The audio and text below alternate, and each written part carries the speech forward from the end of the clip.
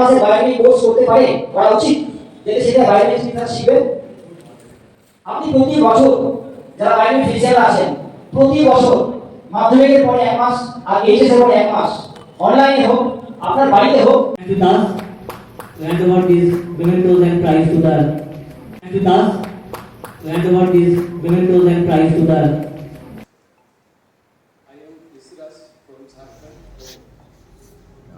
Biochemic physician एक बहुत ही अच्छा अवसर है, अपॉर्चुनिटी है और इसे हमें जन जन तक पहुंचाना है, क्योंकि इसका कोई साइड इफेक्ट होता नहीं है।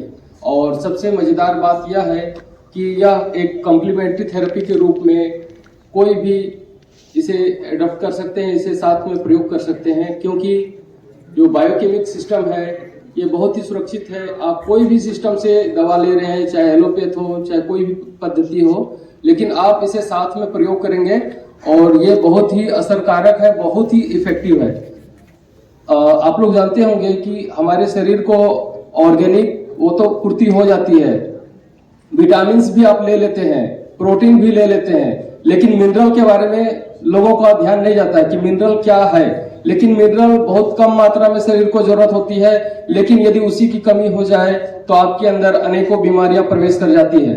तो मिनरल्स के बारे में ध्यान देने के लिए सुसलर सर ने बहुत ही अच्छा ये इन्वेंट किए हैं और डॉक्टर सुसलर को हम लोग तहे दिल से धन्यवाद करते हैं, क्योंकि उन्होंने देखा कि होम्योपैथ जो है इसमें बहुत सारी मेडिसिन है और इतने सारे मेडिसिन में सिलेक्शन करना बहुत ही टफ काम है।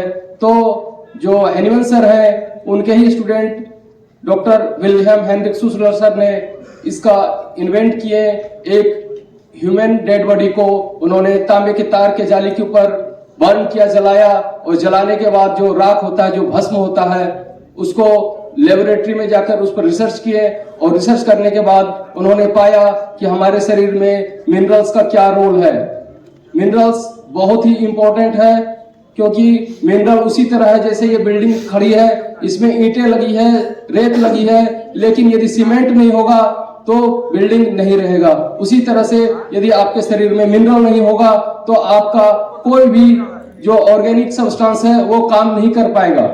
तो इसलिए मिनरल को कम न समझें, मिनरल बहुत ही इंपॉर्टेंट है। जैसे आप लोगों ने सुना होगा मिनरल वाटर, लेकिन उसमें मिनरल होता नहीं है, ठीक है।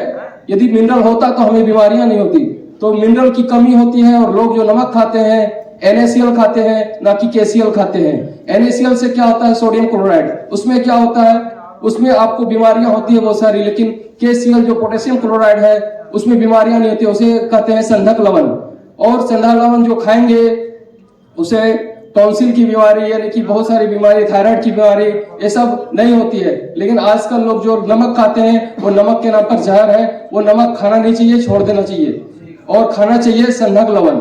ये बहुत सारे लोगों को पता नहीं है, उसमें बहुत सारा केमिकल मिलाया जाता है, वो नमक लेना नहीं चाहिए। क्योंकि हम लोग सॉल्ट पर बात कर रहे हैं, इसलिए नमक को बहुत इंपॉर्टेंस देना चाहिए, ठीक है। नमक को कोई साधारण ना समझे। तो नमक, हमारा रिक्वेस्ट है इस स्टेज के माध्यम से कि आप लोग जो भी नमक लेते हैं वो संधक लवण का प्रयोग करना शुरू कर दें, और जो NaCl है उसे छोड़कर KCl पर आ जाएं, तो आपकी बहुत सारी बीमारियां खुद ब खुद ठीक हो जाएंगी। और विशेष आप लोग इस DBMS DMBS कोर्स के बारे में जानकारी लीजिए, घर बैठे इस कोर्स को कीजिए और इसको पूरे जन जन तक पहुंचाइए, क्योंकि ये बहुत ही आसान है, बहुत ही इकोनॉमिक है, बहुत ही इफेक्टिव है।